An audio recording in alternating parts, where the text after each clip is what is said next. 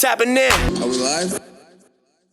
And while we're in this neighborhood, and let's get into further cinematic discussions with what is supposed to be our recommended and review.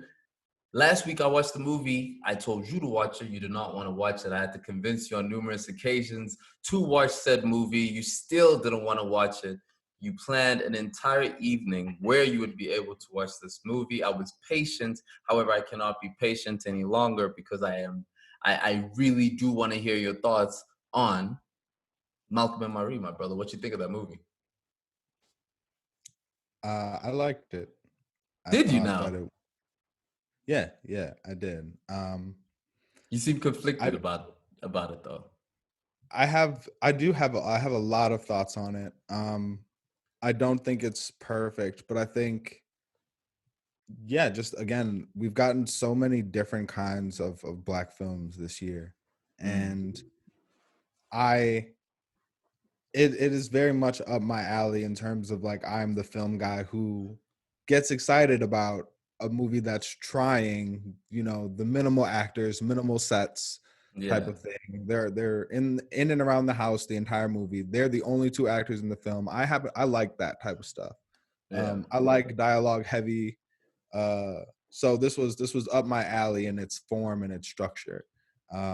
That's what I said last week too. I was like, I was like, you're gonna dig it. I told you you're gonna dig it.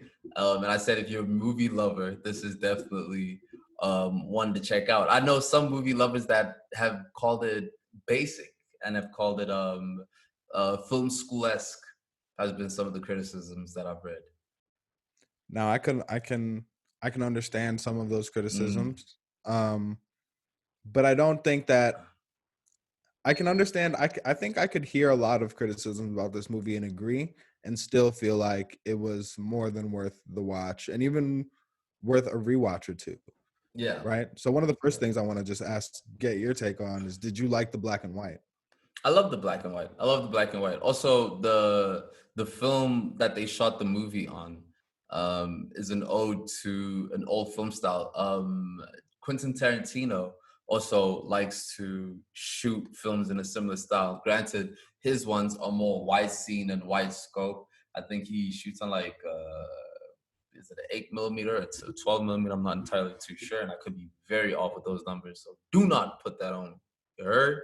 But he it's an ode to a cinematic movie style of a movie. So the black and white, for instance, I appreciated, let's say, a movie like 12 Angry Men, right? And I appreciate, let's say, like an old Casablanca. Like I'd watch those types of flicks. I mean, even Sin City, right, which is an animation but it's black and white, I think is absolutely dope. So it's all about the intention that they use the black and white for. And in this particular movie, despite the texture that they were going for, I think the polarity of those two colors speaks to the polarity of the emotions within the movie. And I think that movie is completely thought out in that manner. Did you dig the black and white? I agree. I think black and white is I think if you're taking a love story, if you're taking the topic of love seriously, then black and white is always gonna, I think we just have a connection to old movies and a nostalgic romance that takes place in black and white. So I think to root this story of realistic love in that nostalgic, old, like, romantic framing was really a cool choice. I think it does make you focus in on the actors and their emotions. So for that, I think it, as a stylistic choice, I can appreciate it. Although there were certainly shots within the movie that I thought would have hit really hard in color. The mac and cheese. When he was eating the mac and cheese, if they would have made the mac and cheese in color, that would have been lit. Every time she was smoking a cigarette, that would have been great. Yeah, there were definitely some shots of the house and of them just like kind of hanging out, especially the shots without dialogue. I think were so beautiful and lingering that I almost wanted to see some of them in color. But I overall, I don't think the black and white detracted from the movie at all. I think that was a cool choice. Yeah, that bathtub. The reason, yeah. Well, I'll just come out and say, so the whole movie, I think, is, we can say it is about a fight without giving away too many spoilers. Nah, dude, it's too late now. We definitely have to get into the specifics of it. It's too this, late now. Skip this part. this is the Spoiler alert. spoiler review.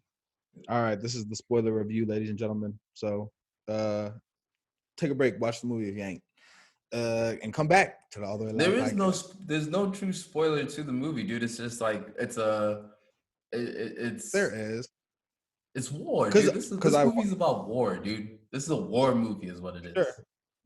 Even the sure, setting, but right? The house is set in like what a trench is. Just saying. I would say that there's definitely spoilers in this movie from the standpoint of, and this is the really beautiful thing they did to illustrate arguments. Um, a lot of times you'll argue around a topic that's at the core, right? They say a snowflake is always centered around a speckle of dirt. So you can have all these complex, tangents of arguments and frustrations that are all centered around this one little piece, right? And we don't get what that one little piece is until about 2/3 through the movie of what she's really upset about. And so that I think that On point. I think that is on point because a lot of times, sometimes we know something, we feel wronged and we harbor it for a long time, and we go in and we get angry and go in based on that. But other times we're processing in real time what we're really angry about, and a lot of times we're at the same time trying to stop being angry and before we found out really what we're angry about. And I think that is kind of what's or finding out or found out how to say what we're angry about. And so in that sense, I think that turning point in the movie where she finally acknowledges that not only is she upset that he didn't thank her for her help in creating the movie, but that she really not and that it was her story, but that she really wanted to star in the movie and felt that she had done a better job as the star of the movie. And so I think when you rewatch the entire movie, knowing that from the jump, it's very easy to see the moments where he said something that's gonna make sure that the fight continues. Yeah. But they do that to each other throughout the whole movie. That's the war element of it. It's like a perpetual build. It's like a gradual buildup of who can tear the other person down the most. And I found it very interesting the the tools that they use to be able to stab each other. Right? You see sex used as a tool. You see power used as a tool. You see money used as a tool. You see skills used as a tool. And I found it interesting in how I was watching it with my lady, right? So as we're watching it, and Zendaya's character starts to now go at his work, right? And starts going deep into, your fraud, your this ego that you have is built on nothing. The whole concept of yourself as a filmmaker is phony, and you're just a copy paste artist. In listening to that, that was one of the moments where I was like, wow, because that is breaking a man down at his core, right? You shake who he is as a person by going after his ego and his confidence and whatever. And when I heard that, I was like, damn, that is intense. So whatever he followed up with after that, I thought was would I was like, there's nothing worse. She just broke this man down, and whatever he said, I found it to be almost comparable. Now, watching it with other people and listening to how other people have said it, everyone is clearly saying Malcolm went way too far in what he was saying to Marie. I I don't know if I'm one of those people yet. I need to rewatch it again, but I didn't walk away with the feeling of, oh, he's all the way wrong. I think both of them were equally as wrong. Really? Yes. Really? You think they were both equally wrong? I don't Even think it, though he didn't include her even though he didn't thank her for making for the movie? yo, now that he's wrong about, right? Let's get that like out the way. I think he is wrong about not doing that. Now, if I'm wrong about doing that and my partner is not communicating that with me, we suspend the total possibility that it could be that he was thinking work and he wasn't thinking her at the moment, which Happens. I'm not making excuses for this dude, but there is a reality in which that could be the case where he doesn't put that on her. Like for instance, I know I don't. If I have to celebrate something, especially celebrate my partner, I'm not going to do that in a public manner. I'm going to do that in the confines of my home. But even if you just created the most public version of her experience and put it and made it the product that your career is based on, the thing that you're celebrating, I said he's wrong. I did not. I said he's wrong for not putting her I in think that. he- But I I think do know a reality where he could justify that to himself. I think that's a better way to put it. well, yeah, of course, but I don't think your ability to justify something to yourself determines your level of wrong, Yeah. right? I think Yeah. so. When I saw this movie the first time, I watched it knowing that they were going to be arguing for the most of the movie, right? And I watched it to understand, to see, not necessarily to see who was right or wrong, but to see, I was more interested in the what type of relationship they were depicting, with the premise of like, what can we learn about this, about relationships. And the reason that I say that he is certainly more wrong than her is that he said a lot of things to her that were hurtful, but they didn't all add up and amount to anything specific, right? Or anything that I felt was her fault, right? Everything she said created a profile of him based on the way that he's treated her, and it all built on each other part of it, right? If he had just not thanked her for supporting him in an unrelated movie, that's one thing. But I think that when she said that he didn't thank her because he knew it would make people wonder how much of her contribution is the part to be praised in this movie, right? He didn't cast her because then the focus becomes on her and it's not just his project and his brilliance, right? I feel like he did take her for granted for so long, and then and all it would have taken was a thank you to make that okay. And he Yeah. didn't even do that, right? Whereas she was, as a recovering addict, did a lot of wrong to him, a lot of things that a lot of motherfuckers wouldn't have stood for. She said some things that I was like, whoa, you did what? But none of that was that's hard, but that's not necessarily her fault. In the same way, ignoring her and using her story and failing to compensate her as emotionally or professionally, I would say he was more in the wrong from what I understood from the whole story. The reason I said, and you're right. He was wrong for definitely not saying all that stuff. So the reason I say they were both wrong, right? It's like when you're in a relationship and you agree to forgive somebody for something, the when you agree to forgive somebody for something and you pass forward to why are you smiling? You think I'm about to? No. I'm reminded of the point in the movie where he thought everything was all good, and he was like, "Just stay like this, think happy thoughts." And then he went to the bathroom and came back, and she was crying, and he was like, "No." That part is relatable.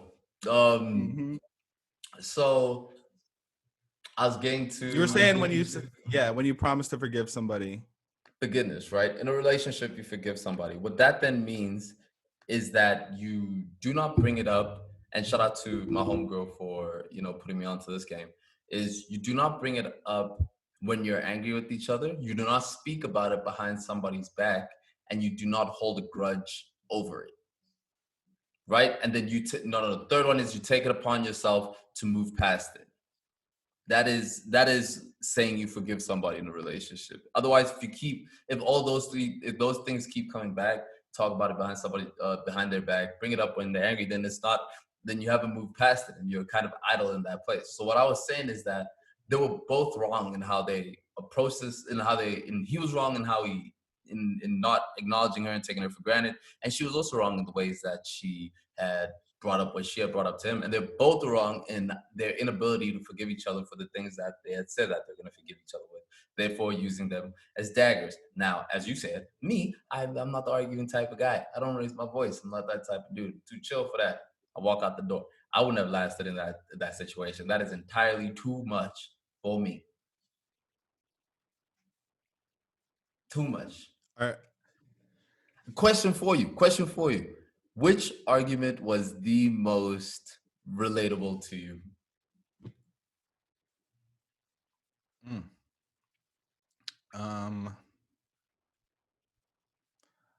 A lot of it was relatable, right? I think I saw great and terrible parts of a lot of my relationships and in myself and a lot of those conversations. I think that was the point, right? Something that definitely resonated with me was the idea when she was saying that once you're sure somebody loves you, you don't think about them again, right? Now, I wouldn't say that's true about myself, but I would say that there have certainly been past relationships where I got so sure about us that I stopped doing maintenance on us, right? I tried to fix up everything in my life so that by the time everything else was fixed, I could move us into that part of our relationship and we would be good because I knew you loved me, right? But that's not how love works. Love requires maintenance. Relationships require attention and back and forth. And they're not something that you can get to a certain place, hit save game, and focus on other things, right? And so that level of comfort when you make somebody I'm the type of person who it's going to take me a long time to even acknowledge that I really feel like you love me. But once you have that, there's no going back on that for me. And something that I've had to learn over time is that even though we've reached that point and there's no going back on that for me, that's the way that I operate. That doesn't mean that there's any less effort, any less back and forth, any less communication that's required to keep that relationship in this place that makes me comfortable, that makes me happy. So that's something that resonated with me. What resonated with you? Like his monologue when he reads the review, the first monologue he gives about the need to be able to express his freedom to express his art, and being in that state. I think almost any review would not have appeased him just because of how caught up he is in his art, right? And so that whole monologue on taking what is ultimately a positive review but turning it into this worked up thought process of your work, and then like that resonated with me, and that anguish and that frustration and that need for expression and being misunderstood and uh, all of that. I think that heavily resonated with me, and the whole relationship setting where she's just on the bed not paying any attention to him, mainly just laughing at him. That is very much the dynamic of my relationship. So that resonated deeply. But argument wise, you know, he wanted food on the way into the crib, and that was a tough process for him to get. That resonated. I'll come home needing some food and had to negotiate my way into it. Yeah. It's not, but like Yeah. on a more serious note, if you want to be more vulnerable with it, that the I wouldn't say there's one particular argument about it, but that process of having a long going argument hours into the night, that has been something that I've experienced. No longer anymore. I think communication is key now, but that part resonated. The never ending fight. Yeah. Well, something that I definitely took from their fight and something that I want to carry into my own relationships is not to never let yourself find yourself in a place where you're being cruel to your partner, right? There were definitely things said on both sides that were intentionally cruel, right? And I'm definitely somebody who is quick.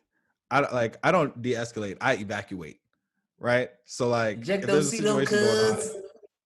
big facts, big facts. If I feel like tensions are getting too high, I'll be like, all right, you know what? I'm gonna just separate myself from the situation. I'm gonna go take a breather. You take a breather. And I've learned in past relationships that not everybody can handle that too. Other people feel abandoned if tensions get high, and you just say, "All right, I'm out. I need some time," right? And so there's something to be said in terms of the never-ending fight, right? Of being there, because that is communication, right? And Yeah. so I wouldn't even say that the existence of a long drawn out fight in your relationship means that you're not communicating, as long as you're doing that without cruelty, as long as you're doing that in a way that's constructive, right? Like I'm definitely somebody who has very long talks with female friends that I'm not even in a relationship with, because people have a lot of things that they don't know what to do with, a lot of emotions they don't know what to do with, a lot of signs that they're getting from their partners that they don't know how to read, that they don't want to be the person who is nagging or insecure or Mm. underconfident, right? The way that Zendaya reacted to when he says, "You get meek around Taylor." And she says, "I don't get meek. I don't say anything because I don't have nothing nice to say." People don't Yeah. want to be, bitchy or overbearing, or like we're dealing with so much of this stuff in the back of our head, trying to be, as she again says at the end of the movie, the best partner our partner has ever had, Yeah. right? That I think it's inevitable that you're going to have long fights. It's inevitable that you're going to say things that hurt your partner, but it's important to know when you're being cruel and to keep yourself from being cruel to your partner at all costs. And don't let anybody be cruel to you. Call that shit Yeah. out. If you feel your partner is being cruel or saying something cruel, raise that red flag, right? In the relationship. It's tough. It was tough to watch. It's tough to So watch. last episode I put it amongst Mo Better Blues. I don't know if I still put it there now, but how far off was I in putting it within that same Blu-ray DVD shelf? Not far. And that's the exact criteria that I think is perfect for it. This is something that, in terms of Black films, I want this tonally different, beautifully shot black and white piece as a part of that collection. Good. But Mo Better Blues is a hell of a film now. It's a hell of a movie. It's a hell of a Now, movie. And this movie's an ode to it. And that's why I found it so interesting that John David Washington played a similar internally conflicted, misogynistic man who's, grappling with his passion and his emotions and his dedication to his work, but then the balance of relationships and the messiness of that. Watching John David do that, especially as a Mo Better Blues fan, was so enjoyable. It's just, you watch that, it's like, yeah, man, it's you your daddy's son. You your daddy's son. that's funny. I actually thought Zendaya was the stronger performer in this. I think that her face and her body language spoke volumes in silent moments of this film. But I think the relationship with Mo Better Blues makes sense. Mo Better is a conflicted artist, and it shows all of the spaces he carries this conflicted Mm, energy, right? This immense talent, but uncertainty of what to do with it. And it pervades his musical career, pervades his relationships, it mm, pervades all of those things. And I think in this film, in Malcolm and Marie, we see that uncertain, uh, but certainly like ferocious energy, right? That creative energy come home, and we see it exchanged between two people, right? that mm, that that the art mm. is that the art is centered around, right? I think a beautiful part of this movie that illustrated that rung true for me was that transfer of energy, right? Somebody's angry and the other person is trying to figure it out and get to the root of it, and then somebody blows up and somebody's left wounded, and the wounded Yeah. person comes back and blows up, and now the other person feels wounded, right? And there's just this constant flow right? And you can feel the argument shift, you know. And I'd hate to put winners and losers on it because I don't think that's the right way to think about these types of conversations. But you feel the energy shift into who's gaining momentum, who's getting their shit off, who's getting Mm. their argument. And I think that, you know, is yeah, man, is beautiful to witness and watch. And that painful understanding that the person who knows you best, the person who has seen you at your worst, is exactly the person that you're standing in front of that has Mhm. every right to be angry at you and all the ammunition in the world to pick you apart, right? That's So the how do you that's the go fear, like ahead? that's the fear of being vulnerable is that's the fear of being vulnerable is giving somebody that ammunition to be able to hurt you in that way and to know your deepest darkest parts and you know putting the responsibility of your most sensitive and vulnerable things into their hands, you know. And I think that movie just people see them shooting it at each other. But that being said, out of 10, what are we giving it out of our all the way live score? I give it a solid 8. Give it a solid 8 out of 10.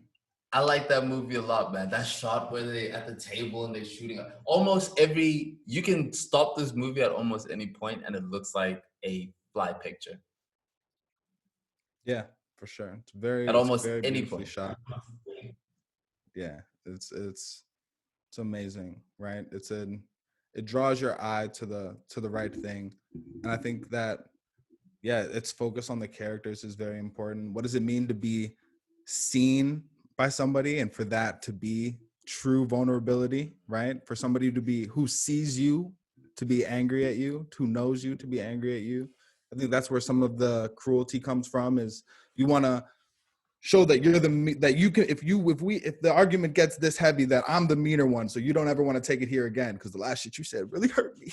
So I'm gonna make sure that if we ever do this again, you think twice about being that mean to me. I think that the shots reflected that balance of power, you know, who's falling off the couch, who's laying on the floor, who's on top as they kind of roll over and cuddle and hang out and stuff. I think there were a lot of choices. I could see how somebody might say that this seems very film school because there are so many elements of the directing that directly connect to the plot in a way that's almost obvious. Yeah, But I enjoyed that, right? For a movie that is relishing in nostalgia and using it to its advantage, your expectations, it worked for me. and if we're gonna talk about things that the movie does right, we can't go any further with. Oh, we even I was gonna think of first the soundtrack of Malcolm and Marie is incredible, but also the soundtrack of Judas and the Black Messiah is also super fly. That Jay-Z Nipsey track, ooh boy, that's that fire. Yeah, for sure. There's a lot of amazing a lot of people showed up for that. There's some G Herbo on there. That's very, very dope. That first track, man, Polo G. I forget what it's called. No. The first track on the album after the Chairman Junior's intro, that song goes in. Um, there's a Rhapsody track on there about COINTELPRO. That's Mm-hmm. fire. Mm-hmm. Mm-hmm. Yeah, Gotta I love, mess with it. man. I mess with it. I love I love it. I love it, man. There's so much. I've said it 2-3 times on this episode already, but there's so much as I look back across the last like 8 months with Soul, Ma Rainey's Black Bottom, Sylvie's Love, this, you know what I mean? There's so much just thought provoking and diverse art coming out by Black folks that I'm happy to be taking it all in. I'm happy that um these are films that I'll get to watch, you know, with kids, with, you know, partners, with even my mom and my folks. And I'm happy to have things that I'm so excited about to share with my people in the truest sense of that.